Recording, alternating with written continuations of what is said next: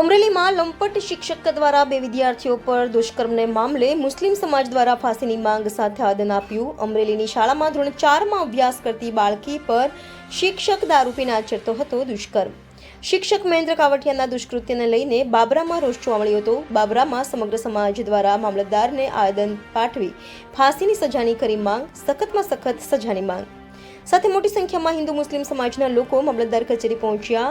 એસઆઈટીની રચના કરી ફાસ્ટકોર્ટમાં તાત્કાલિક કેસ ચલાવી સખત સજાની કરી માંગ. Reporter Sanjeev Vaghela, Gujarat crime news, Amreli. Advocate V R. Susra, president Babra bar association.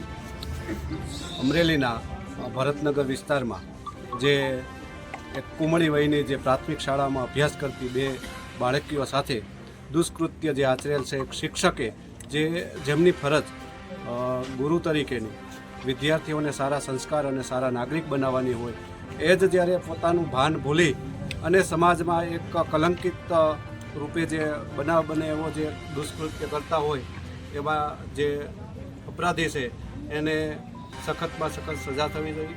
આ જે અમરેલીની જે બે બાળાઓ ઉપર દુષ્કૃત્ય થયું છે, એ કોઈ સમાજની, કોઈ વ્યક્તિની, કોઈ ધર્મની નહીં, પરંતુ આપણા રાષ્ટ્રની દીકરીઓ છે.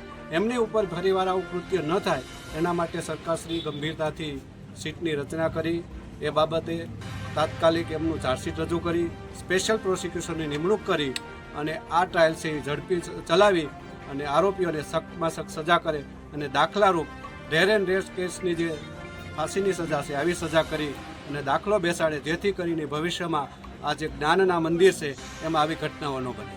એના માટે અમે મામલતદાર સાહેબશ્રીને રજૂઆત કરેલી છે અને સરકારશ્રી પાસે પણ એવી અમારી અપેક્ષા અને માંગણી છે. સરકાર આમાં જરૂર કંઈ આગળના પગલાં લઈ અને ઝડપથી ટ્રાયલ ચલાવી અને એક દાખલારૂપ સજા આમાં કરશે એવી અપેક્ષા છે.